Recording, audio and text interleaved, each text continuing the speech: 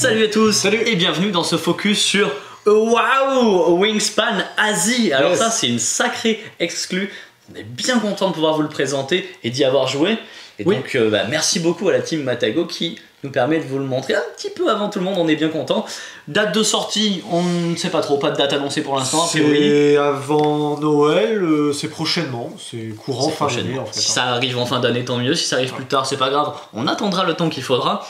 Alors Wingspan Asie, eh bien c'est toujours un jeu de Elizabeth O'Grave, c'est toujours illustré par Natalia Rojas et Ana Maria Martinez Ramarillo, j'espère que je le prononce bien, je sais pas, ça se trouve j'invente des accents, j'espère pas. Et donc c'est un jeu eh bien, pour 1 à 2 personnes, parce qu'il y a un automa, comme dans les versions précédentes de Wingspan, mais c'est surtout pensé pour être une version à 2. Alors surtout pourquoi? Parce que c'est aussi d'autres choses. Et là, je vais m'aider de la boîte parce qu'en fait, ce sont différentes choses avec plus ou moins un niveau d'importance. C'est avant tout un mode duo pour 1 à 2 joueurs. Donc, ce que je viens de vous dire, un jeu à part entière en fait. C'est également une extension parce qu'il y a de nouvelles cartes, 90 nouvelles cartes d'oiseaux qu'on peut mettre dans le Wingspan classique sans changer la manière dont on va le jouer. Et donc, on pourra jouer avec autant de joueurs qu'on le souhaitera, que le permet en tout cas la boîte de base. Par contre, c'est également un nouveau mode de jeu qui s'appelle le mode nuée qui permet avec le jeu de base de jouer à 6-7 joueurs. Donc, on trouve tout ça à l'intérieur de cette boîte. Le mode nuée, on va vous l'expliquer rapidement, puis ensuite on pourra un petit peu se focaliser sur le reste parce qu'il y a quand même des choses à dire. Le mode nuée en gros... Clairement c'est un moyen de jouer à 6 et 7 avec en gros 2 groupes. Vous utilisez le matériel ici avec une mangeoire et une pioche de cartes qui est unique pour un groupe. Donc mettons si on est à 6, on fait un groupe de 3, un groupe de 3. Exact. Il y en a 3 qui vont jouer avec une mangeoire et une rivière de cartes. Et des 3 autres qui vont jouer avec une mangeoire et une rivière de cartes. En gros. Après, il y a le petit twist de la petite roue qui est là-bas. Oui, tout à fait, suivant le nombre de joueurs. Je te laisse éventuellement le peaufiner. Donc on vous a dit, la table va être séparée en 2 groupes. Si on est 6, on va prendre ce côté-là. Si on est 7, on va prendre ce côté-là. Et en fait, ça va déterminer qui est le joueur actif dans chacun des 2 groupes. Et donc par exemple, dans cette configuration, eh bien, c'est le joueur violet qui est dans un groupe qui va être le joueur actif, tandis que le joueur vert va être actif dans l'autre groupe. Et donc vont jouer simultanément. Ça permet de faire des parties à 7 où on n'attend pas son tour pendant 25 minutes, a priori, puisque voilà, on va jouer de manière semi-simultanée, si on peut dire, juste avec cette petite roue qui va tourner à chaque fois. Donc, l'air de rien, c'est un petit gadget, mais il fallait y penser et c'est très pratique, ça va permettre de fluidifier des parties. On pourra jouer là quand même relativement nombreux, 6 ou 7, c'est quand même beaucoup pour un jeu de cette ampleur. Oui. On va donc revenir sur le côté duo. Parce que forcément c'est la grande nouveauté de cette boîte, et c'est ce qui nous a plu aussi.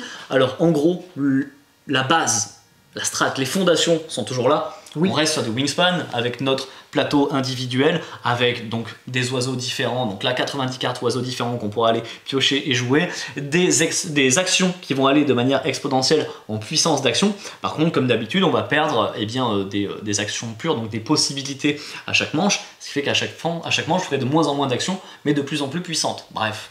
On est toujours sur un jeu d'optimisation pure. Jusqu'ici, rien n'a changé. La mangeoire, alors c'est plus la petite tour, mais on retrouve le principe avec les dés, les petits jetons, les œufs qui ne sont plus multicolores, mais enfin, c'est pas bien grave, puisque de toute manière, on les mélangeait rapidement.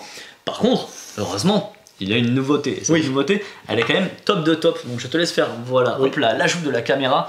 On est de plus en plus high-tech, j'aime beaucoup. On va avoir ce plateau qui se nomme le plateau duo, parce qu'en fait, c'est le mode de jeu duo.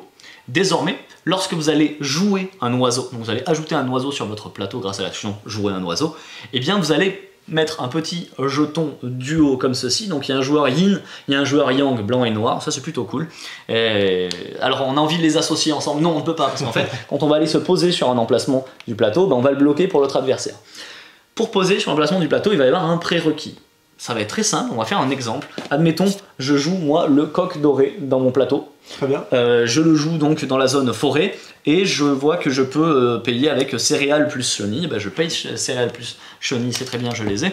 Et le petit yin, donc le petit jeton blanc qu'il y avait, eh bien je vais pouvoir aller le poser sur le plateau dans la zone forêt. J'ai fait tomber la boîte, tout va bien. Très bien. Et comme j'ai utilisé une chenille, admettons, je pourrais me mettre ici. En fait, ça c'est un prérequis. S'il y avait un autre prérequis qui fonctionnerait, je pourrais me mettre ailleurs, hein, mais moi je choisis celui-ci.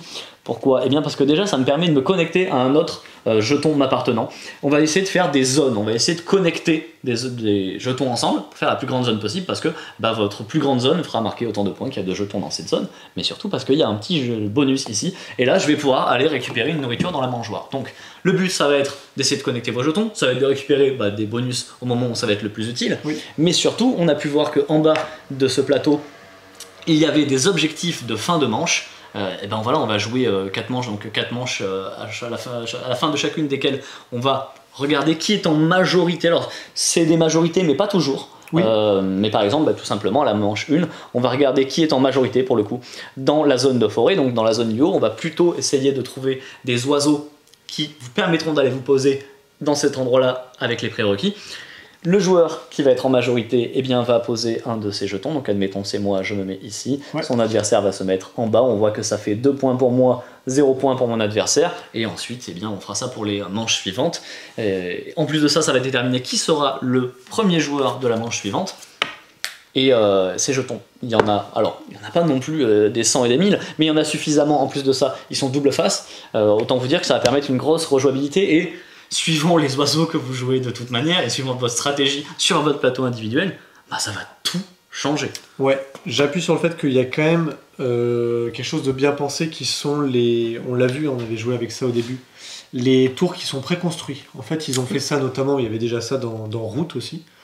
En fait, vos 4 premiers tours sont scriptés. Ce qui est bien fait, c'est qu'en fait, on vous dit de prendre tel oiseau pour débuter la partie. Ils sont marqués en plus avec une petite icône. On verra peut-être pas forcément là. Ils ont les coins mais rouges. En gros, voilà, on les voit très bien ici. On les trouve facilement dans le paquet de 90 cartes. Un joueur en prend 3 spécifiques, l'autre joueur en prend 3 spécifiques, et après le tour 1 est pré-mâché. On vous dit jouez l'oiseau ici en dépensant tel truc, posez ça là. Vous cherchez pas trop à comprendre, et petit à petit, en fait, la mécanique de Wingspan de base, elle vous devient déjà très limpide, ne serait-ce qu'en 2-3 tours. Et ça, c'est très cool en fait de pré-mâcher le travail. On avait vu ça aussi sur Twilight Inscription, qui est hyper efficace, parce qu'au final, on joue sans comprendre ce qu'on fait, et c'est une fois qu'on a fait nos 4 tours qu'on se dit ok, ça y est, ok, j'ai pigé la méca, et du coup maintenant je vais pouvoir faire un peu ce que je veux. Donc ça, c'est, je trouve, un très beau travail aussi en termes d'édition. C'est assez efficace comme outil. Je sais pas si tu voulais rajouter autre chose peut-être. Bon, il y a des petites nouveautés évidemment, c'est une extension, donc oui. Les 90 nouveaux oiseaux que vous voyez, c'est pas des copier-coller des oiseaux existants, c'est fou après autant d'extensions. Ouais. D'arriver à trouver encore des oiseaux et qui en plus sont thématiquement raccord avec ce qu'est l'oiseau dans la vraie vie. Bien sûr. Ils arrivent toujours à nous intéresser aux oiseaux parce qu'il y a toujours le petit texte d'ambiance, etc. Les prérequis sur les plateaux donc, vont faire référence à des choses qu'on avait déjà vues dans le jeu auparavant. Donc moi, je vous ai donné en exemple la nourriture classique, on connaissait, mais il y a par exemple désormais l'orientation de l'oiseau. Oui, oui, parce qu'en fait, vous regardez toutes les cartes de Wingspan, votre oiseau va regarder à droite ou à gauche. Et bien sur le plateau du haut, ça peut être un prérequis. Donc on va vraiment réfléchir autrement quand on va faire nos tours, en plus de devoir gérer notre stratégie habituelle. Ça c'est vraiment le petit plateau là, c'est tout bête, mais c'est vraiment un énorme plus dans Wingspan, parce qu'en fait ça vous demande, par rapport aux manches, à vous placer à des endroits qui dépendent des oiseaux que vous allez récupérer. Je trouve que c'est hyper malin en fait. Je pense pas que c'est aussi appuyé dans les autres. J'ai pas l'impression. Non, là on est sur un gros casse-tête en vue, très clairement. Les premières parties, les joueurs vont un petit peu l'ignorer.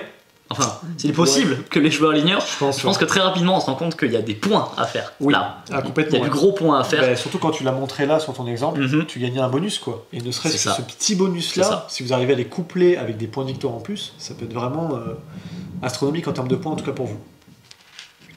J'ai l'impression qu'on a tout dit, en tout cas on a dit ce qu'on souhaitait vous dire pour rester dans ce format court, parce que une fois de plus c'est un jeu très complet, donc à la fois un jeu pour deux, une extension et un nouveau mode de jeu pour jouer à plus nombreux. On a tout dit, bref, c'est parfait, on vous dit à bientôt chez Jeux des Cartes Bordeaux.